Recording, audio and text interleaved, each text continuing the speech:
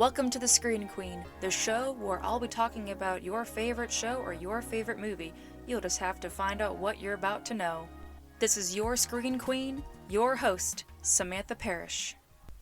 Hello there and welcome back to the show. Thank you so much for being here. I hope that everyone had a wonderful holiday or that you just survived the holidays, because that's what I tried to do, but unfortunately, I got an extra Christmas gift this year.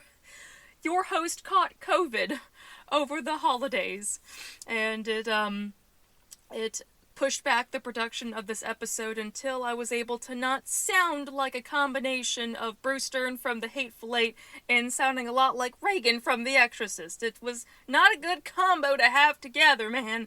Woo!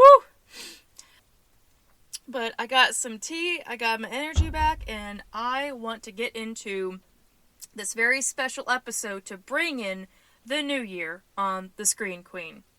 So with the late start that I had with this show, well, I say late start, I kind of started this show in May when there was kind of like a quarter-ish left of 2022, so I didn't have that much time in that year to be able to put up a bunch of content, but then to my surprise, in the 21 episodes that I created, the 21 episodes really went places, and I saw the stats increase. I got phone calls from my friends saying that they loved the show. I got weekly updates from one of my friends that tells me all the time about how much they love the show, and I got firsthand to witness two fans at a local open mic night that told me that they love the show.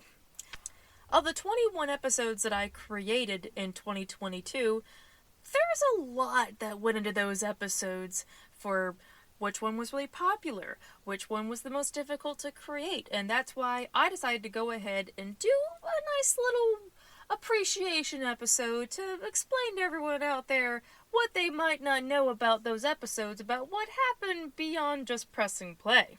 So that's why I'm standing here presenting an episode for the best of the 2022 episodes of The Screen Queen. Here we go. So how this episode is going to work is that it's going to be based off categories. Kind of like what you see on those award shows, and you see the person going, and the nomination for Best Actress is... Who gives a damn? You know what I mean. I couldn't help myself with that. But I'll have certain categories between popularity, difficulty. It's going to be kind of a mishmash of different categories that I'm going to be doing throughout this episode. So we're going to start off the categories with the most popular. When I was checking my stats for the show to see what was in the top 5 most downloaded episodes, I was very surprised to see that the most popular episode, as of right now, as I'm talking, is my introduction episode. And there's a little bit of a story I want to give about that introduction episode. That was the first time I was not nervous. Of the entire year and a half that I have been a podcaster, I struggle with my nerves. Like, I sweat faster than a senator on trial. Like, you could take all the sweat from all 11 seasons of The Walking Dead, and it's not even a quarter of the amount that I sweat during those episodes, because it was a struggle to really emanate through my material and feel like I can really go off the cuff and I can bring something and I can be myself. And because this was an episode about talking about my history of movies, that was remarkably easy for me. I was very shocked to see how well it just flowed into that episode to introduce myself to the audience for the first episode on The Screen Queen. After releasing the first batch of episodes, I wasn't sure what was going to happen next with the show. I just didn't give too much emphasis on it and just let the show be the way it needs to be. If it's going to go someplace, great. If it doesn't, well, I'll love it just as much as I love the books I've written. It's still something that I created, and it's still something that's a very therapeutic outlet, and then, boom, it began a steady takeoff, and I got notifications from friends saying they loved it, and then I get phone calls from my friends saying that they showed it to people they know, and then I get messages back from them saying that they love the show, and it's just amazing to see that it's going places, and all because I threw caution to the wind one day and did an episode without a script to present a whole show with movies and TV shows. Wow, and here we are. The next category, fan favorite. Now, this isn't based off of statistics, but I do find this interesting that this is what I was personally told as a favorite. Among all of the people that are my friends or fans of the show that have told me what episodes that they liked, I've been very surprised that Who Framed Roger Rabbit was the one that came up the most. Now, before I tell you the actual stories about what was said about the Who Framed Roger Rabbit episode, I want to talk about what happened during the process of the Who Framed Roger Rabbit episode. Who Framed Roger Rabbit had already been covered pretty good, and a lot of movie critics have cited some of the importance of the film and some of the things of its integral part of cinema and its historical value, and with everything covered, I wasn't sure what was there for me to be able to talk about with something that is so famous. Having to say that Who Framed Roger Rabbit is a famous movie is basically saying water is wet. It's like, okay, let's kind of common knowledge at that point. So when I did the episode, I figured, well, let's just do some of the basics and talk about what makes Who Framed Roger Rabbit a great film, since that's kind of the whole important thesis that I brought to the channel for the whole show, is talking about why that film was so important, and just kind of went from there and didn't try to make it too much of a spectacle, and I just had fun with it. And it was nice to be able to cover a really famous movie on the show in my own way, and in return getting to find out that that was the favorite episode. After all that worry I put myself through, that became the one that people, and I mean two very important people, have said that they really enjoyed the episode for what they learned about the animation process for Who Framed Roger Rabbit. My friend Ams called me up and said that they absolutely loved the episode, and they had got to learn a lot more about Who Framed Roger Rabbit than they did before. And then for a little treat, this wonderful woman that I met named Alyssa James, she'd said that the way she got introduced to my show was through the Who Framed Roger Rabbit episode, and it just all went from there. So knowing that if it wasn't for that episode, I wouldn't be here telling you that that became one of the favorite episodes on the show. It definitely made me feel good knowing that this became a big integral part of my history as a host on this show, that I can look back and know that's the episode that people really liked. So now on to the next category, which was the most intimidating episode. Without a doubt, right off the bat, the most important but intimidating episode was my History of Rambo episode. That one was every level of difficult to try and see what I could do, because it was originally going to be just the first movie, First Blood. And then as I thought about it, I thought, well, let's stretch it out. There's a lot more to Rambo that people might not know, and instead of having to sprinkle it over the course of several episodes and wait for that opportunity, I figured, well, it's my show, I do what I want, I'll make that opportunity.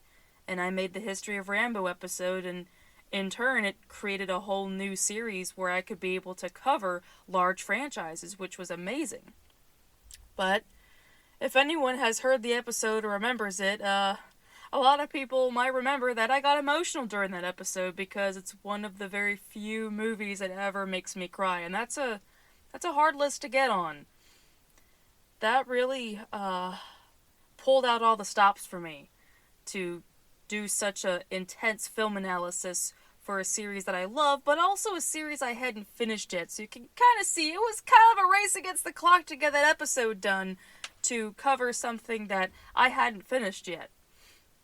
And in the end, it turned out pretty good. It didn't really become hugely well received, but I still am very proud of that episode for how I changed the game and what I could do, especially since it's a one of my favorite franchises, to be able to kind of give that the honor that it needs was pretty great. Now, there are 2 more episodes I'm going to be covering from the 2 recent specials I did back in 2022, which, just gotta say, I had a grand old time being able to do a Halloween series and then doing a Christmas series.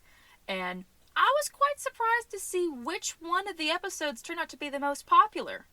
So starting out with the Halloween series, to my surprise, everyone's favorite scaredy purple anthropomorphic dog took top dog in the Halloween series, as well as in my top 5 downloaded episodes of all time with 19 downloads.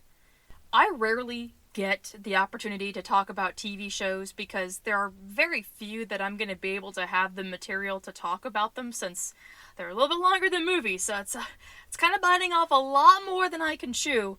So to know that the popular episode was the one that was another ambitious take on trying to encapsulate and commentate on 4 seasons of one show, I'm still surprised that that episode went very far and is still going pretty far. It's still going strong at 19 downloads. I don't know how far it's going to go, but it's kind of nice knowing that there's something that came out of the series, out of the whole random selection, the great pantheon, that everyone loved the commentary about America's favorite scared little dog.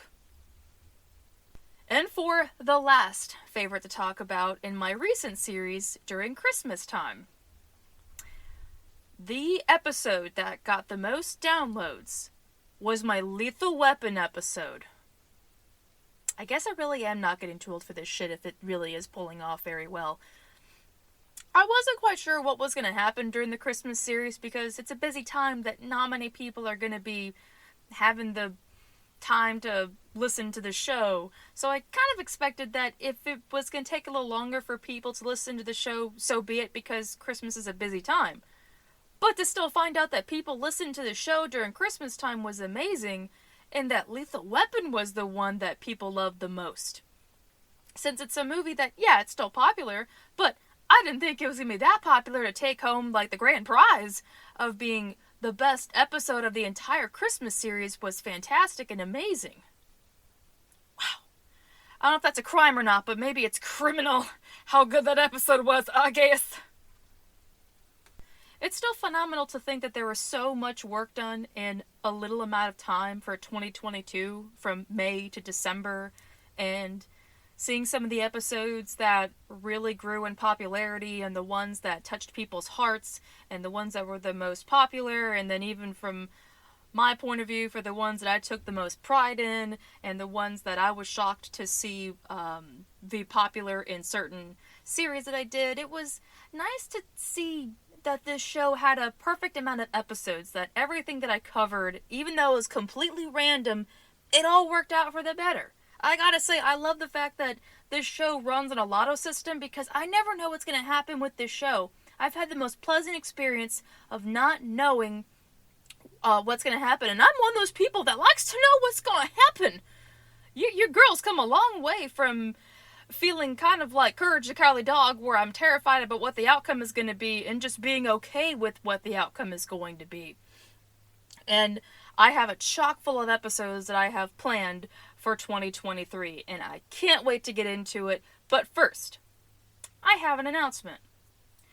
I've been thinking recently about how I want to put up some more episodes, but you're still going to have an episode coming out every Sunday. So, I'm starting a new side series, maybe like a teaser series, so to speak, called Trailer Time.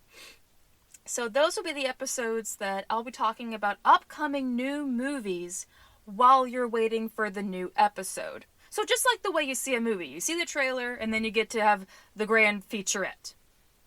And I've been thinking about it because I want to cover new movies, even though I won't get the chance to talk about them for quite some time, since I still honor my lotto system. I don't want to push the other episodes aside just because a new movie comes up. Like, that wouldn't be fair, And that would also make life harder on me, that I couldn't be able to get to the other material that I'd like to be able to cover. So every Thursday, you're going to get an episode that will be covering the trailer of a new movie.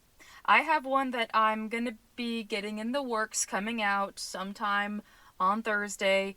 I don't know if it'll be this Thursday or next Thursday. It just kind of depends on how the schedule goes. But I like the fact that that will push out more episodes without deviating away from what I do every Sunday to prepare a new episode and get it out there. So I feel like that makes it a little bit fun, because there are a lot of trailers I want to commentate on, and it's kind of sad that I can't get the opportunity until, I watch the movie, or until I'm able to actually get it in my little lotto system. It takes time to get to all the movies. I'm just one little person that unfortunately rewatches a lot more stuff than actually watches the new stuff. So I'm looking forward to presenting that, and I hope that everyone's going to like it, and definitely let me know what your thoughts are going to be when the first episode of Trailer Time airs. There's one more thing I would like to say, and then I promise we're going to get to what the new episode's going to be for 2023. After doing the Halloween series and doing the Christmas time series, I really want to do more holiday-themed episodes for the whole month. I'm planning on doing a Valentine's Day month of a whole month of romance movies. And then I will be doing one for my birthday month in April, where you get to hear me talk about my favorite movies. In June, I have a whole month planned for just Pride movies, so anything LGBTQIA themed is going to be included. And I do have a few more events planned, but that's all I'm gonna say for now. You're gonna have to be pleasantly surprised with the other events I have cooked up for the rest of 2023. So far, that is the grand plan. And without further delay, I promise there's no further delay, that's all the news I have, we're gonna find out what the next and new episode is going to be for the first episode of The Screen Queen in 2023. Alrighty, let's go. Let's see, I had the time to put some new ones in here, so I'm looking forward to seeing what it's gonna be. Oh, shit's falling out.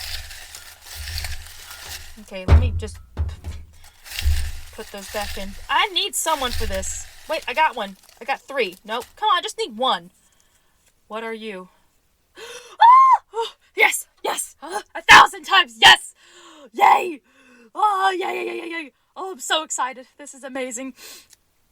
Alrighty, my ladies and gentlemen and my non-binary babies. Your first episode for 2023 is going to be Copland. I bet there's some people out there that have never heard of that movie, and you're about to know what it is. Oh, I'm so excited. Oh, that is fantastic. Alrighty, that's one amazing way to start 2023 is with that movie, especially since I was just thinking about how good that movie is the other day. So, I think my lotto system is starting to read my mind now. Alrighty.